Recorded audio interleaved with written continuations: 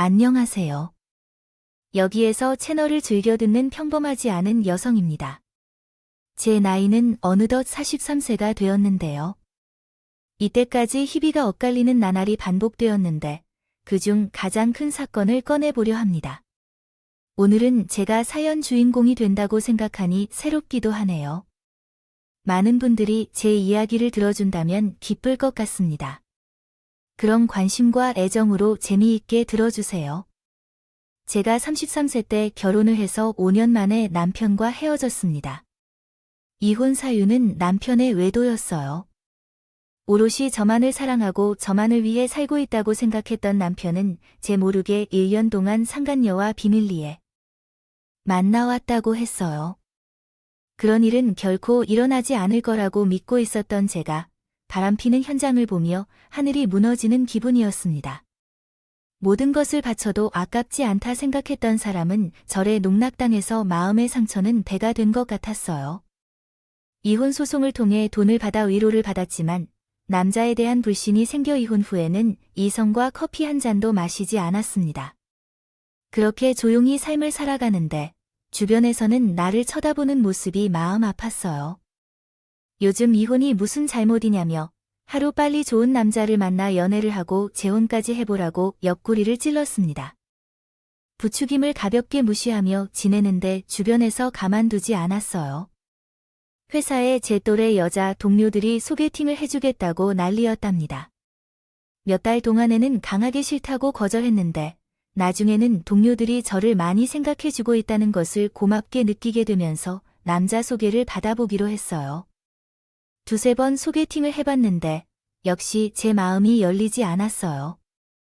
아무래도 전 남편에게 배신당했던 게 컸는지 아무리 멋진 남자가 소개팅해도 조금도 설레지 않았습니다. 그래서 다시 남자 만나기를 포기하고 있었는데 회사 동료가 같이 마음의 양식을 함께하자 하더군요. 얻어보자며 독서 모임에 나가자고 제안했습니다. 책을 읽고 마음을 공유하는 좋은 경험이니 고민하지 않고 동료를 따라 나가게 되었어요. 모임에는 10명이 나왔는데 남녀 비율이 반반이었답니다. 마음이 편한 모임이어서 그런지 남자들과 가깝게 앉고 대화를 나누어도 전혀 불편하지 않고 반감이 생기지 않았습니다. 모두 좋은 사람이라는 게 피부로 와닿더라고요. 그래서 독서 모임에 매주 참석하며 힐링하며 지내고 있었는데 그중 한 남자가 저에게 관심을 보였습니다. 인물도 좋고 성격은 더더욱 좋았어요. 게다가 능력 있는 사업가라서 어디 하나 빠지는 구석이 없었어요. 저에게 보여준 관심이 한번 찔러보기가 아니라 진심으로 저를 좋아하는 것 같았습니다. 그래서 그의 고백을 받아주게 되었고 전 남편에 대한 트라우마를 느끼게 되었어요.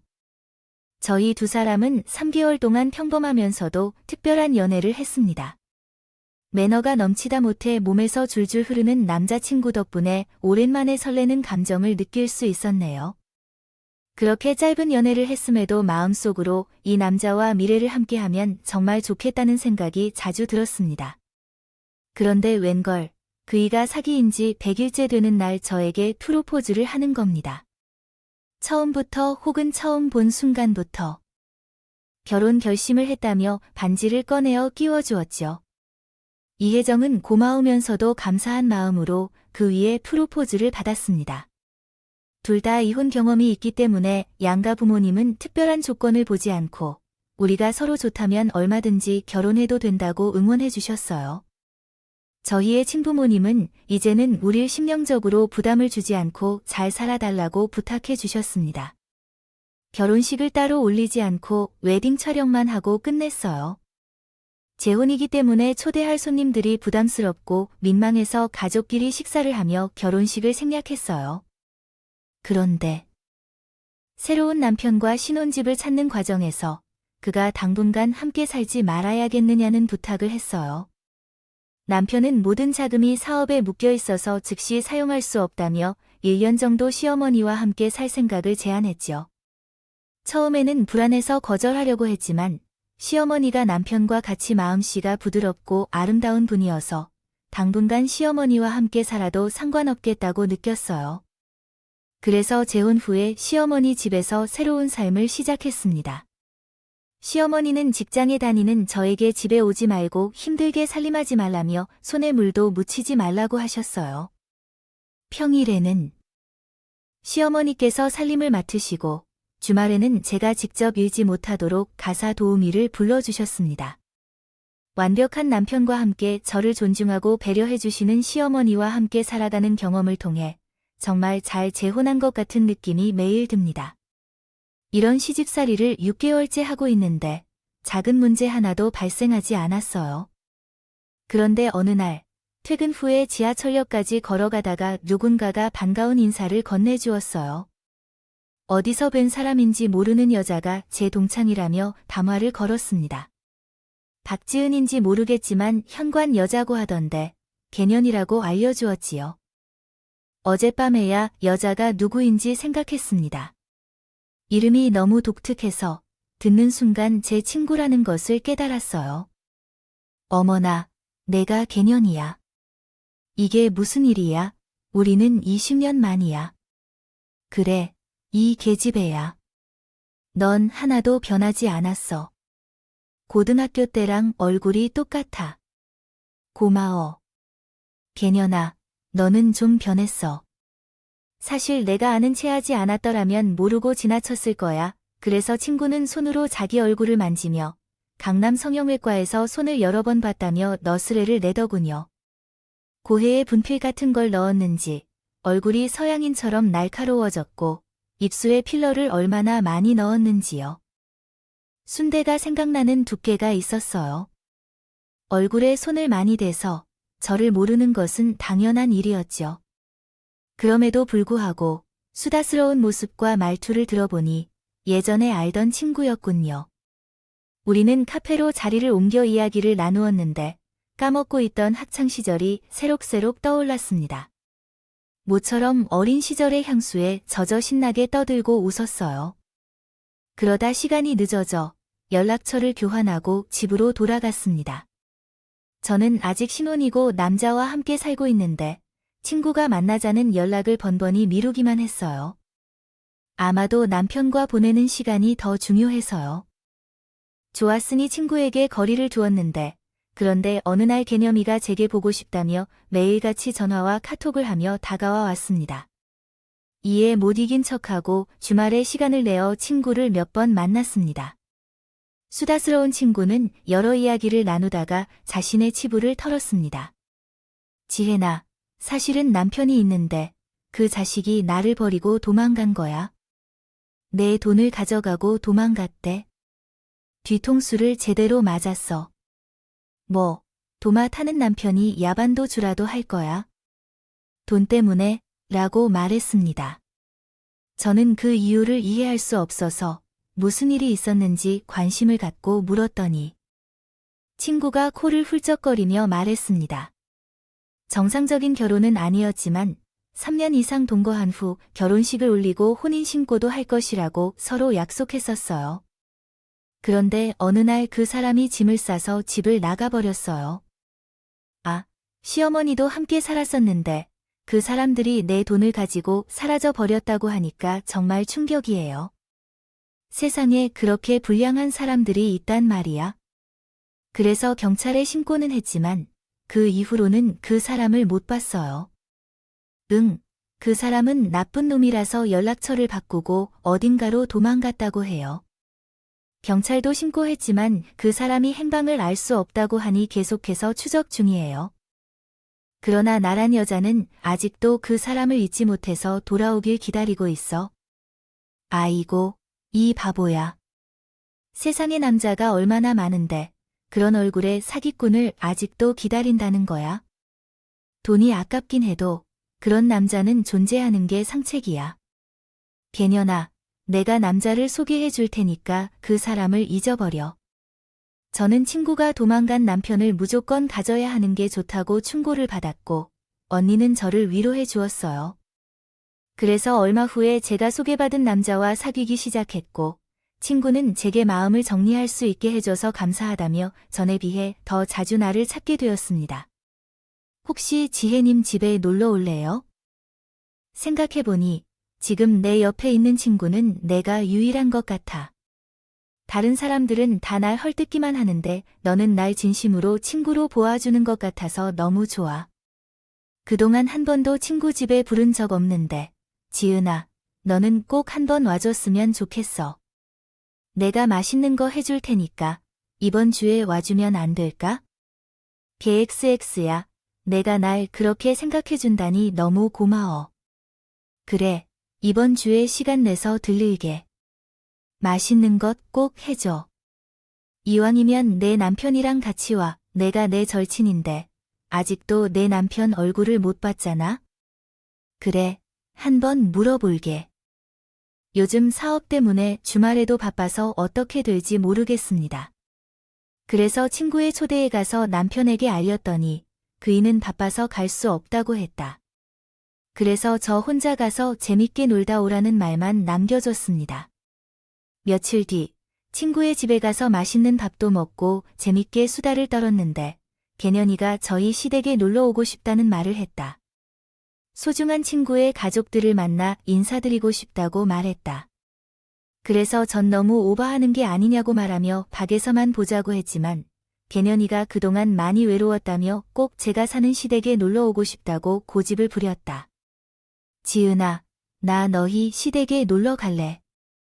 내가 행복하다는 시댁이 어떤지 눈으로 예상해보며 보고 싶다고 내 남편이 얼마나 멋있는 남자인지도 보고 싶고 아이고 계집애야.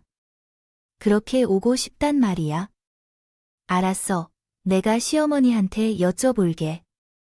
아무리 그래도 어른한테 허락은 받아야 하니까. 연락 기다려. 알겠어. 그럼 오늘 집에 가서 꼭 물어봐. 가만 있어봐. 너희 시댁에 갈 때 무슨 선물 사서 찾아가지? 됐네요. 그냥 빈손으로 와도 돼. 친구 집에 놀러 오는 건데 뭘 산다는 거야? 그리고 나도 빈손으로 너희 집에 놀러 왔잖아. 그거랑 같니? 어른이 계신 집인데 빈손으로 가면 예의가 아니야. 나 이름에도 가정교육 훌륭하게 받았다고요. 딸이라고 해서 어쨌든 너의 장모님이랑 꼭 물어봐야 할 일이야. 친구가 우리 집에 놀러 오고 싶다는 걸 강요해서 우리 집으로 돌아왔다.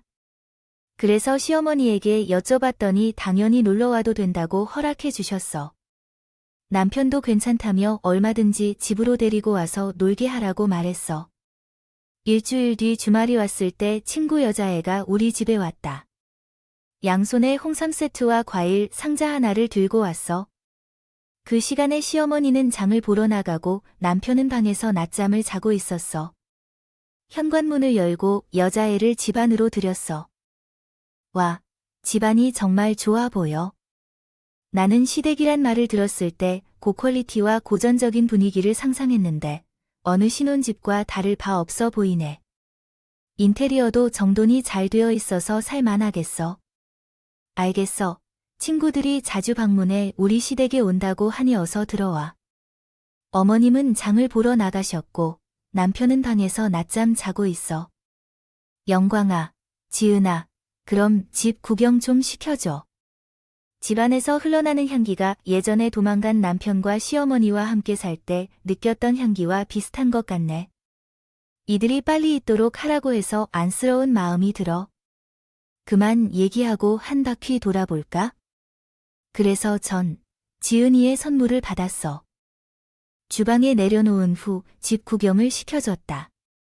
그러나 처음 돌아본 거실에서 친구의 표정이 굳어졌다. 소파 위에 걸린 나와 남편의 웨딩 사진을 보고 얼어붙었다. KXX야, 왜 그래? 혹시 내 남편 알기라도 하는 거야? 내 도망간 남편이 어디 갔나 했더니 여기 와 있었구나. 내 XX이 내 남편이랑 결혼한 거였어? 여우 같은 XX야, 갑자기 그게 무슨 말이야? 내 남편이 너랑 동거하던 남자랑 동의 인물이라고? 그럴 리가 없어. 내 남편은 5년 전에 이혼하고 날 처음 만난 거랬어. 지랄하지 마. EXX, 낯비들 내가 몰라볼까봐. 이놈은 내 남편 왕성기라고 왕성기녀나. 내 남편 이름은 왕서범이야. 내 남편을 닮았다고 해도 무턱대고 욕하는 건 아니지. 왕서범이야. 내가 3년 동안 데리고 산 거야. 새끼 면상을 보아도 왕성기라는 걸 모를 리가 없어. 보이는 걸로는 왕성기가 도망가면서 이름을 가르치는 것 같은데 확실히 내 남편이 맞아. 아무리 말을 해도 왕성기는 자기 남편이 맞다고 우기며 시끄럽게 소리쳤어. 한숨을 내쉬며 왜 그러는 거야? 했더니 진짜로 사람을 힘들게 만든다며 짜증을 터뜨리며 그만두었다. 맞다는 것을 증명했다. 고 말했어요. 저 사람의 가슴에 북두칠성점이 있어? 맞아. 그게 확실하게 증명될 거야.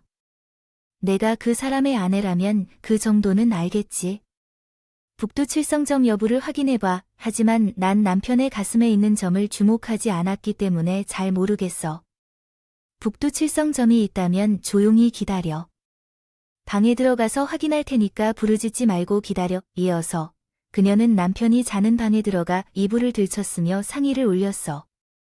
그런 다음 개년아가 이야기한 대로 북두칠성점이 정확히 보였습니다.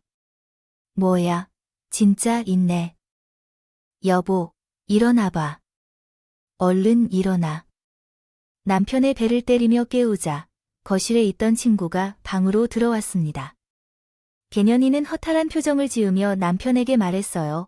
이 날 버리고 도망가서 내 친구랑 살림을 차려야 내가 그러고도 사람 자식이냐. 내가 먹여주고 재워주고 입혀줬더니 감히 내 돈을 훔쳐서 야반도주를 해. 그이는 잠이 확 깼는지 개년이의 얼굴을 보자마자 경악하더군요. 뭐야, 내가 여길 어떻게?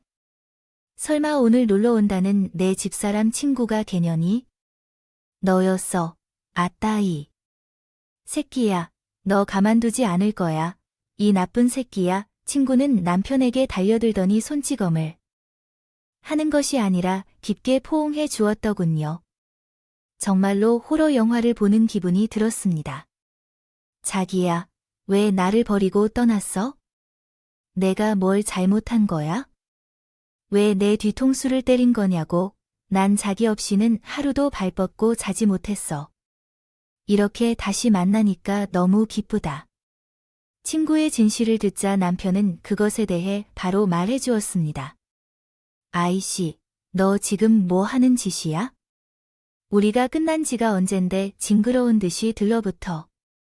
나는 결혼했는데도 듣자 하니 해괴망측한 소리를 짓거리네. 야, 내가 언제 야반도주를 했냐? 내년이 의부증이 하도 심해서 이별 통보하고 떠난 거 아니야?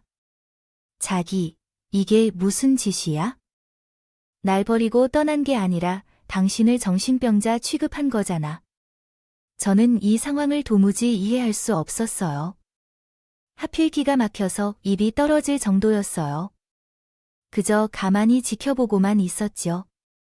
그런데 그 순간 현관문이 열려 시어머니가 들어오셨어요. 서늘한 분위기를 느낀 어머니는 한달음에 달려와 개년이의 얼굴을 보고 소스라치게 놀라셨답니다. 인연이 어떻게 이렇게 여기에?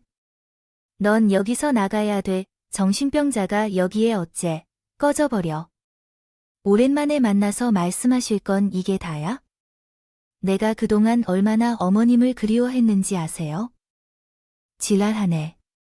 정말 정신이상자야.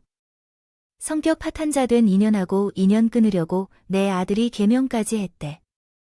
인연이 찾아오는 게 무서워서 조용히 숨죽이면서 지냈다고 하는데 민연이 내 며느리 친구인 것 같아. 당장 여기서 나가라. 꼴도 보기 싫으니까 꺼져. 어머님, 저한테 이러시면 안 되죠. 돈 털려서 도박한 게 어느 정도인지 잊으셨어요? 어머님, 지금 지은이도 앞이라 하시나 봐요. 볼 때도 어림없어요. 사기전과 오범, 그리고 도박 중독자인 김말숙 여사님. 아이고, 여기 얘가 또 거짓말을 했네. 환장하겠어. 시어머니께서 방금 언급한 내용을 시작으로 해명을 시작했는데 친구 개년이는 제가 정신 상태가 이상하다고 이야기했습니다. 사람을 의심하고 망상이 심해서 실제로 발생하지 않은 일이 현실인 줄로 착각하며 헛소리를 자주 한다고 합니다. 또한 도박 중독자라거나 사기꾼이라는 주장은 완전히 사실이 아니라고 해명하셨다고 합니다. 현재의 상황과 대화를 들어보니 정상적이지 않은 행동이 있는 것은 개년이 한 명뿐이었습니다. 시어머니와 남편이 이혼을 통보하고 도망치듯 나온 이유를 대충 이해하게 되었습니다. 그래서 제가 친구에게 경고했습니다. 야, 이 여자는 내 남편과 함께 거주하는 사람이라는 사실은 알겠지만 그렇게 막 나서면 안 되지. 뭐라는 거야? 지은아, 넌 지금 내가 동거하던 남자랑 계속 살기로 한 것 같은데, 그런 듯한데. 나의 의부증이든 아니든, 이어서 친구와 살던 남자와 계속 살고 싶은 거니? 이미 지난 과거일 텐데. 나도 이혼한 적이 있었는지 모르는 것 같아. 내 남편이 너랑 살았던 시절이었다 해도 괜찮아. 게다가 나는 너를 잘못 알았던 것 같다. 착하고 좋은 애인으로 생각했던데 전혀 아니라는 것 같아. 인연이라는 것을 바라면 얼마나 멍청한지. 야, 왕성기는 내 남편이고 내가 밀어붙이면 안 되는 내 남편이란 말야. 이제 그만해. 나는 남편을 데리고 여기를 나가겠어. 네가 여자에게 그런 행동을 절대로 할 수 없어. 난 이해가 안 되지만 친구라 칭하는 여자가 우리 집에 와서 남편을 빼앗아 가겠다고 으름장을 낸다. 그에 대해 시어머니가 여자를 후려치며 꺼지라고 소리쳤고 남편도 여자에게 놓아달라고 울부짖었어. 하지만 친구는 쉽게 나가겠다고 하지 않았어. 오히려 끝까지 버티고 있는 거라고 해. 그래서 크게 화가 나서 일어서기로 했어. 이 사태가 절로 새는 상황이라서 난 이를 처리하기로 했어. 여자의 팔을 붙잡고 끌고 나가려 했는데 그때 싸대기가 날라왔어. 얼마나 어처구니 없는 일인지. 맵던지 눈앞에 별이 보였습니다. 이 편에는 남편이 눈에 띄었고 그에게 생각이 들며 정신을 차리고 개년이의 양볼을 사정없이 갈겼습니다. 정신 나간 그 여자야. 내 남편과는 과거에 무슨 일이 있었든 현재는 내 남편이야. 인연이란 무엇인지 내 남편을 데려가겠다고 버티고 있는 거야. 아주 이름대로 살아가는구나, 이 여자야. 너는 왕성기인 남자를 감당하지 못해. 나만이 이 남자를 차지하고 관리할 수 있다고 생각해. 내가 그 남자가 누구인지 알았다면 바로 도망쳐야만 했을 텐데. 다시 헛소리만 하네. 이 허언에 시달리는 정신아.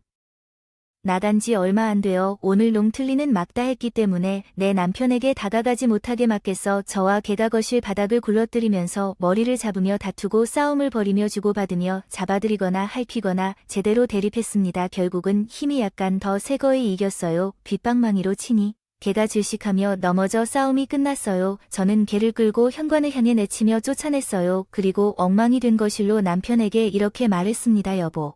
이런 개랑 살았다니 참 가엾어. 다신 당신 앞에 나타나지 않게 하겠으니까 걱정하지 마세요. 살아오다가 이렇게 다 당하네. 당신은 괜찮아요. 미안해요. 처음에 그녀가 좋은 여자라고 생각했었어요. 그러나 나를 자신의 인형으로 대해 괴롭히더라고요. 어렵게 헤어졌지만 이렇게 다시 만날 줄은 상상도 못했어요. 난 당신과 어머님을 믿으니까 됐어요. 그렇게 그녀를 집에서 쫓아내고 개판이 된 집을 정리했어요. 친구, 그녀의 꼬라지를 보니 계속해서 제 남편에게 붙어있을 줄 알았지만 단번에 포기한 것 같더라고요. 아마 제게 얻어맞는 게 무서웠던 모양이었나 봐요. 시댁에 찾아오지 않고 연락도 없었어요. 2달이 지난 지금까지 아무 일도 일어나지 않았어요. 그녀는 기억 속으로 사라졌어요.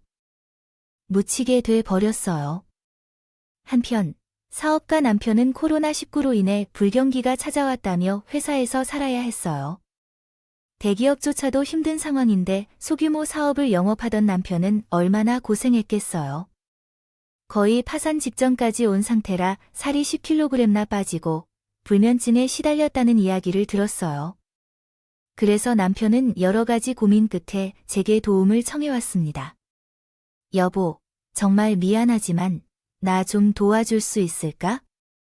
사업이 지금 파산하기 직전이야. 딱 2억만 있다면 해결할 수 있을 것 같은데. 여보, 나 절대 망하지 않아. 지금의 위기만 넘기면 다시 수익이 상승할 거라고. 어디서 그런 돈인 2억이 있겠어?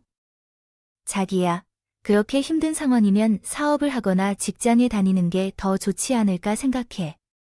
남 밑에서 월급 생활하는 게 마음 편하지 않겠냐고? 나도 그 생각을 하지 않았던 게 아니야. 그런데 진짜 마지막 기회로 생각하고 이번 위기만 극복하고 싶어. 여보, 나를 못 믿겠어? 아이, 못 믿기는 거야? 당신이 얼마나 열심히 살아가는 사람인 줄 알고 있는데 어떻게 못 믿겠어? 여보, 그럼 내가 2억은 못 해줄 것 같으니까 내 전재산 8천만 원이라도 받을래? 이걸로 부도를 막을 수 있을지 모르겠지만 말이야. 8촌, 아. 그게 당신의 전재산이구나. 그럼 괜찮아. 그거라도 빌려주실래요? 나머지는 다른 사람에게 빌려서 채우면 될 것 같아요. 여보, 염치 없이 돈을 달라는 말에서 미안해요. 당신이 일부러 그런 취지가 아니고 나를 속이는 의도가 아니라면 왜 그런 말을 하시는 건가요? 우리는 부부니까 서로 힘들 때는 서로 도와주는 게 당연한 일이에요. 대신 나중에 사업이 잘 되면 꼭 다 갚을 거예요. 네, 감사해요. 이자까지 더해서 빨리 갚아주겠어요. 그래서 남편에게 더 힘이 되도록 도와드리고 싶어요. 8천만 원을 계좌 이체해 주셨고 이후 남편의 사업이 안정권에 들어가서 다시 평범한 일상을 되찾았어요. 남편의 입맛도 돌아와서 집에서는 시어머니가 일주일 동안 자주 맛있는 음식을 해주시기도 했어요. 했더라고요. 그런데 몇 주 후에 충격적인 사건이 벌어졌습니다. 퇴근해서 집에 돌아왔는데 가구와 전자제품들이 모두 사라지고 결혼사진이 바닥에 널브러져 있었어요. 겁을 많이 먹은 저는 시어머니와 남편에게 전화해봤지만 두 사람 모두 번호가 없다고 떠올랐습니다. 너무 이상해서 부동산으로 갔더니 우리 집이 최근에 팔렸고 내일 모레 새 주인이 오신다고 합니다. 그 순간 개년이 한 말이 떠올랐습니다. 돈을 훔치고 술을 마신 일과 이전의 개년이 돈으로 도박을 한다는 사실이 머릿속에 번뜩이며 전 개년이에게 전화를 걸었어요. 다행히 제 전화를 바로 받아주셨습니다. 개년아, 나 지은이야. 혹시 통화 중이니? 아, 지은이구나. 오랜만이야. 안 그래도 네 안부가 궁금했어. 난 지난 일은 벌써 다 잊었으니까 편하게 연락하고 지내면 좋지. 그런데 또 목소리가 왜 그래? 무슨 일이 있는 거야? 그게 실은 내 남편이랑 시어머니가 도망간 것 같아. 집을 팔아버리고 사라졌어. 집안의 모든 가구도 사라졌고. 뭐야, 그 인간들이 나한테 안질 너한테도 한 거야? 아, 내가 못 살아. 내가 너를 다시 찾아갔어야 했는데. 친구야, 지금 어디야? 나랑 만나자. 만나서 이야기해. 별표 저는 개년이와 만날 거예요. 별표. 8천만 원을 대출해준 사실까지 다 털어놨다는 거야. 그러자 친구는 자기와 똑같이 당했다며 당장 두 사기꾼을 찾아보자고 하더라고. 그래서 경찰서로 가서 신고하려는데 주민등록이 말소돼 거주지가 불분명한 사람은 바로 잡기가 어려워서 기다리란다고 하더라고. 그래서 나는 여러 생각을 해보니까 사람을 찾아야겠다고 그 KXXE에게 말했어. 너 혹시 흥신소나 심부름센터 같은 데 알아? 내 돈 8천만 원 빨리 찾아야 해. 그 인간들이 도망가서 다 쓰기 전에 되찾아야 한다고 사람을 쓰겠다고. 그럼 인터넷으로 알아보자. 이런 일을 하는 사람들이 많을 테니까 검색하면 바로 나올 거야. 그래서 친구와 함께 검색을 하여 흥신소, 심부름센터, 그리고 탐정까지 찾아가 돈을 건네며 남편을 찾아달라고 했습니다. 그 개년이 말로 두 모자는 도박에 중독된 사람들이라고 하니 하루 빨리 찾아야겠다는 생각만 들어 사람을 찾는 사람들에게 수백만 원의 돈을 주고 무조건 빨리 찾아달라고 일러줬습니다. 그 개년이는 제가 미울 만한 사람이기도 한데 옆에서 묵묵히 도와주고 격려해 주었습니다. 지은아, 우리 지난 일은 있고 지금은 다른 생각해야 해. 그 사기꾼들을 찾는 것 말고 다른 생각은 하지 말자. 내가 옆에서 도울 테니까 모든 상황을 알려줘. 고마워, 개년아. 내가 옆에 없었으면 감당하기 어려워 쓰러져 버릴 것 같은데 지금 여러 사람들이 찾고 있으니까 금방 찾을 수 있겠지. 나중에 사기꾼인 모자를 찾게 되면 개년아 내가 함께 가서 도와줘. 걱정하지 마. 나는 그 인간들을 가장 잘 알잖아. 돈을 어떻게 쓰고 숨기는지 알고 있으니까 내 돈 전부 돌려받을 수 있게 도와줄게. 어제의 원수였던 개년이가 오늘은 동지가 되어 나와 함께 남편과 시어머니를 찾는데 힘을 쏟았어. 그리고 사흘 뒤 탐정으로부터 연락이 왔어. 두 모자의 위치를 파악했다며 빨리 경찰을 불러 찾아오라고 하더라고. 그래서 가장 먼저 개년이에게 전화했고 다음은 경찰에게 연락하여 함께 급습하기로 한 것입니다. 1시간 정도를 달려서 한 도시에 도착했고 허름한 주택 앞에 도착하여 문을 강제로 열고 들어갔습니다. 그러나 두 모녀는 이미 떠났고 거주한 흔적이 역력했는데 아쉽게도 달아났다는 것을 알 수 있었습니다. 저는 설거지통에 있는 밥그릇을 만져보았는데 아직 따뜻함을 느꼈습니다. 아직 따뜻해야 한 것으로 보아 두 사람이 얼마 전에 도망간 것 같았습니다. 형사님들, CCTV를 빨리 확인하여 어디로 도망갔는지 찾아주세요. 제가 급하게 말했더니 형사들은 급하게 CCTV를 확인했지만 아무것도 찾을 수 없었습니다. 어디에도 두 사람의 움직임은 보이지 않았습니다. 이에 형사들은 일단 철수하겠다며 집으로 돌아갔다. 계속 죽치고 있어봐야 나오는 게 없으니 우리에게도 집에 가서 쉬라고 말했습니다. 저는 돈 8천만 원이 날아가게 생겼으니 발 뻗고 잘 수 없었어요. 발을 동동 구르며 초조해하자 개년이가 어깨를 두드리며 말했습니다. 지은아, 지금 이러고 있는다고 바로 잡을 수 없어. 탐정이 다시 찾겠다고 하니까 조금 더 기다려보자. 개년아, 나 어떡해. 그 돈이 내 전 재산이라고. 그런 돈을 가지고 도망을 가다니. 아주 나쁜 인간들이야. 나 그 두 사람을 잡으면 가만두지 않을 거야. 지옥으로 보내버릴 거라고. 그래, 그래. 내가 옆에서 다 도와줄 테니까 같이 하자. 지은아, 너 지금 지쳤어. 일단 우리 집으로 가서 눈 좀 붙이자. 나도 피곤하다. 미안해, 개년아. 내가 힘들게 했지. 괜히 너한테 연락해서 나오라 그랬나? 봐, 아니야. 아주 잘했어. 너한테 조금이라도 도움되고 싶으니까 이제부터는 계속 붙어있자. 너 오갈 곳도 없으니까 우리 집에서 계속 지내자.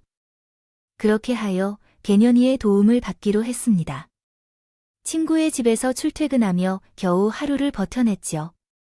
탐정과 흥신소장 심부름센터 사장은 계속해서 두 모자를 찾고 있는데 쉽게 찾아지지 않는다며 조금 더 기다려 달라고 하더군요. 그래서 마음이 더 무거워졌습니다. 한편 사람 찾는 일을 하는 친구가 공장에서 일하던 중 야간 근무로 옮겨졌다며 서로 마주치지 않고 집에서만 지내고 있었어요. 그 친구가 만약 탐정이나 사람 찾는 사람에게 연락이 오면 언제든 도움이 될 것이라며 혼자 찾아가지 말라고 말해줬어요. 남편과 시어머니가 도망간 지 보름 정도가 지나자 마음이 더 급해졌습니다. 그렇게 회사를 오가며 그 친구의 집에서 시간을 보내던 중 출퇴근 시간에 잠깐씩 서로 만났어요. 저가 퇴근하면 그 친구가 출근하는 동안 겹쳐서 만나곤 했습니다. 5분 남짓밖에 얼굴을 보지 못한 거예요. 그날도 어김없이 저는 퇴근을 하고 집에 돌아왔어요. 집에 돌아가자마자 개년이가 출근 준비를 하고 집을 나서려고 했어요. 개년아, 지금 출근하는 거야? 매일 밤에 일해서 힘들겠다. 힘들긴 하겠지만 그래도 먹고 살려면 일을 해야 하잖아. 다른 수가 없잖아. 지은아, 얼른 씻고 쉬어. 내일 아침에 보자. 아, 그 왕성기랑 그놈 어미 소식은 아직 없어. 응. 특별한 거주지가 없어서 그런지 찾는데 애를 먹고 있나 봐. 그래도 기다려보면 곧 찾았다는 연락이 올 것 같아. 그래. 분명 잡을 테니까 너무 걱정하지 말고. 푹 쉬었다가 이만 나가볼게. 친구가 집을 떠나면서 바닥이 거의 비어 있었어서 한숨을 쉬며 들어왔는데 개념이 핸드폰을 두고 떠난 것 같아요. 그래서 급하게 나가서 친구를 불러보려는데 다른 핸드폰으로 통화 중이라는 것을 알게 되었어요. 이 상황을 이해할 수 없어서 밀고 들어가서 통화를 엿들었습니다. 자기야, 나 출발했어. 어머님이랑 별일 없지? 탐정이랑 흥신소 심부름센터에서 아직도 찾고 있으니까. 괜히 섣불리 움직이지 마. 지난번에 내가 연락해줘서 겨우 도망친 거 기억하잖아? 나는 그런 여자가 아니야. 만약에 난 없었더라면 당신은 벌써 잡혀 들어갔을 거야. 좀 이따가 봐. 금방 올게. 그 순간 가슴이 철렁이었어요. 친구인 개년이가 전화한 사람이 내 남편인 것 같았기 때문에 친구 뒤를 따라가기로 결심했습니다. 택시를 타고 떠나면서 나도 쫓아오는 택시에 따라 달렸어요. 어느 외진 골목으로 가자 도심에 이런 동네가 있을까 생각했던 낡고 허름한 장소였습니다. 결국 개년이가 한 주택에 노크를 하자 건장한 남자가 문을 열어주었어요. 문이 쾅 닫힐 때 가만히 귀를 기울여 봤더니 웅성웅성거리는 소리가 들렸어요. 아마도 많은 사람들이 있는 것 같았죠. 도박장일지도 모르겠다는 상상이 들었기 때문에 나는 머리를 정리하기로 했어요.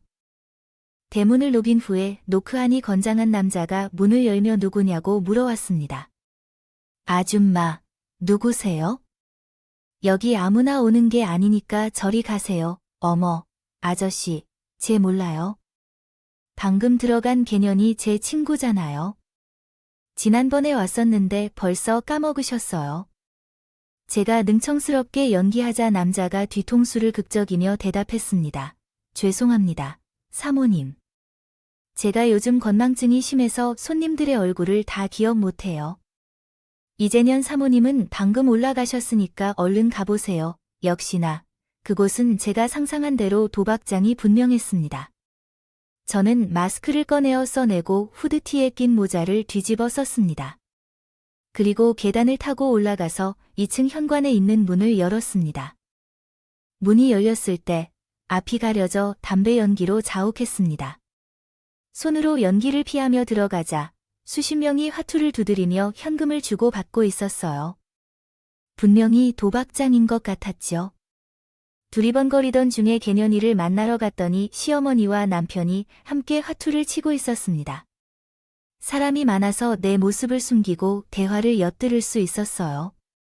세 사람 중 남편은 조용했고 화투만 치고 있었으며 시어머니와 개년이는 둘이 대화를 나누고 있었어요. 예전처럼 얌전한 시어머니가 먼저 입을 떼었습니다. 오늘은 더럽게 안 뒀네. 오늘 300만 원이나 잃었어. 이러다 거지가 되겠어. 어머님. 매일 따시는 생각을 하셨을 텐데 오늘은 쉬어가는 날로 생각하시고 그냥 잃으세요. 어차피 그동안 딴 돈도 꽤 많잖아요. 맞긴 하지. 야, 너 같은 놈아.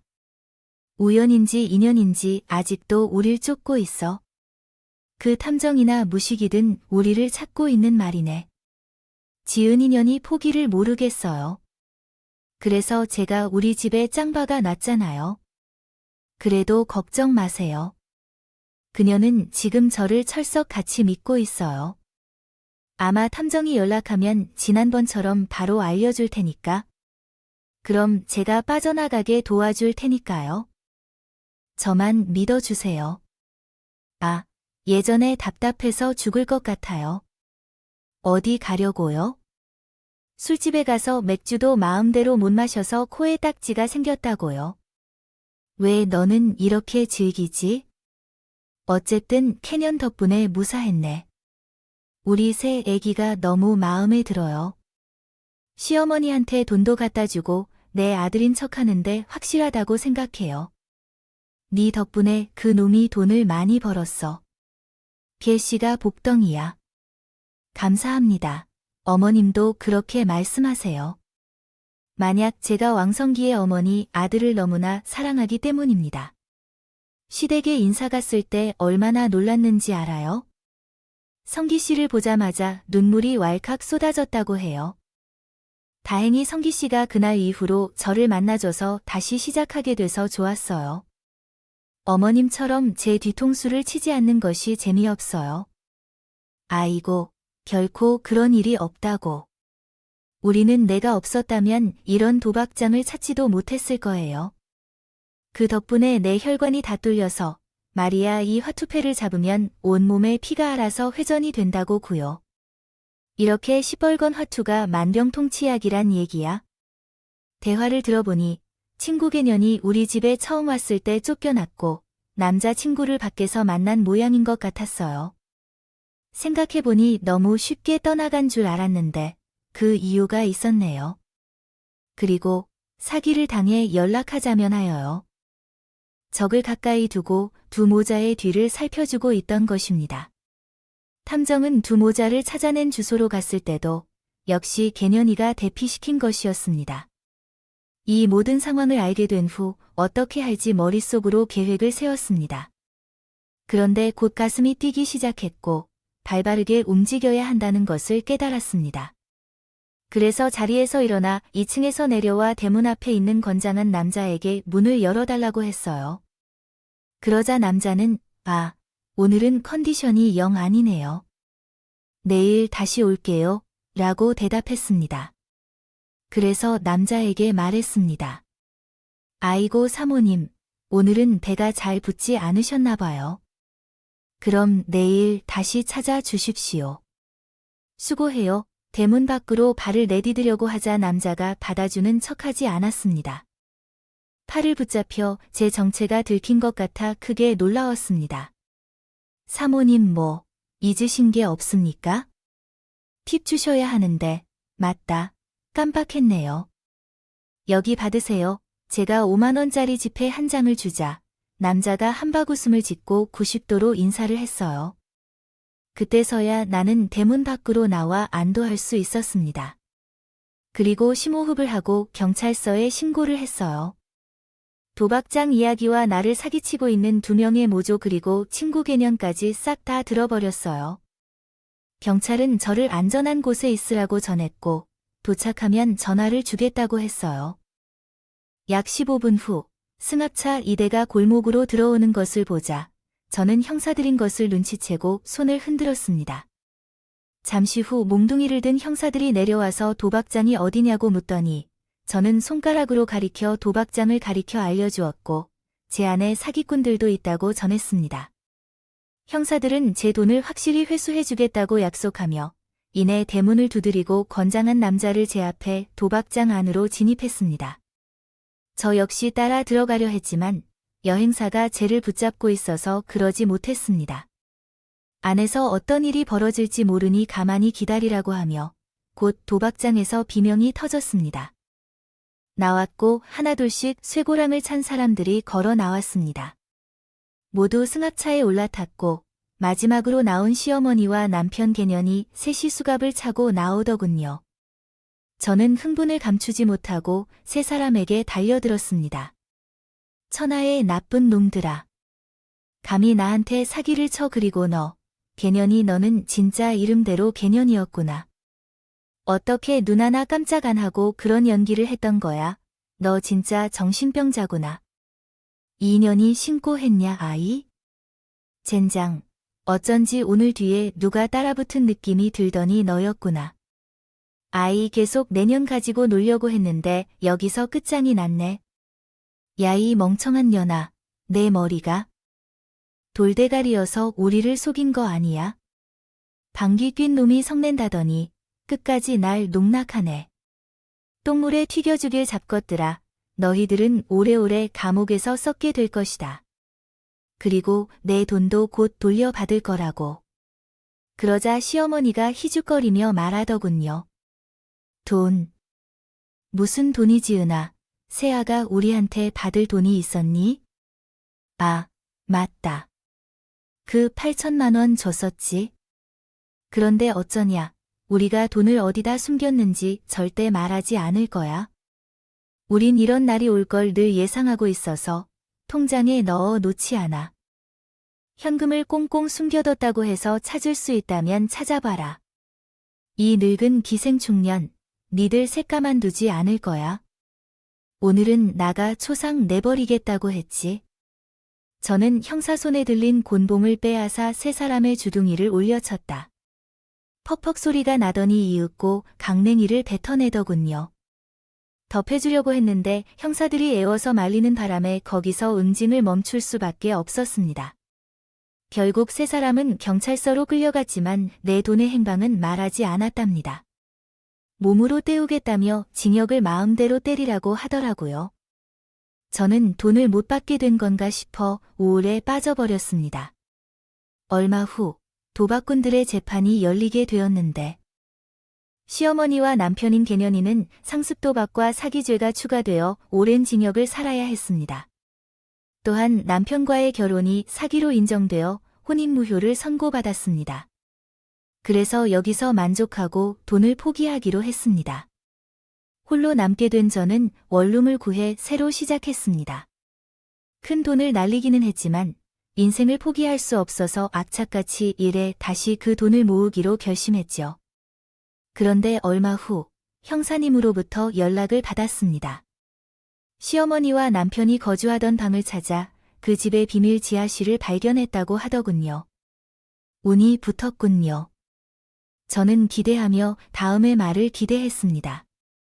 형사님, 그럼 제 돈을 찾으셨다는 말씀이신가요? 네, 찾았습니다. 지은 씨를 지하실에서 약 3억 원의 현금을 발견했어요. 그중 8천만 원은 피해자인 지연 씨에게 돌려줄 것이고 나머지는 국가가 환수할 겁니다. 내일 경찰서에 오셔서 간단히 조사를 받고 돈을 찾아가세요. 제 돈을 찾았다는 말씀에 제 눈물이 흘러 쏟아졌어요. 형사님께 진심으로 감사의 말씀을 전하고 눈물을 그대로 흘려놨어요. 그제야 마음의 무거운 짐을 풀 수 있었어요. 그래서 원룸 생활은 바로 끝내고 전세 빌라에 이사를 가서 살기 시작했습니다.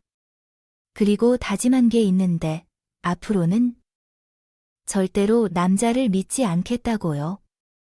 사랑에 빠져도 결혼이나 돈과 같은 것은 결코 하지 않겠다고 스스로에게 맹세했습니다. 지금은 회사에서 일하면서 아주 평범한 삶을 살고 있어요. 대시하는 남자가 있긴 한데 아직 마음이 열리지 않아 연애도 시작하지 못하고 있어요. 이렇게 제 이야기를 글로 써보니 참으로 기이한데 그래도 반전을 거듭하고 마지막으로 통쾌한 사이다 복수가 있어 여러분이 재미를 느끼지 않으셨을까 하는 생각이 들어요. 사랑을 믿고 우정을 믿었지만 끝은 이러하니 앞으로 부모님 말고 누구를 믿을 수 있을지 모르겠습니다. 그럼 여기서 매듭을 짓겠습니다. 끝까지 읽어주신 모든 분들께 감사드립니다. 안녕히 계세요.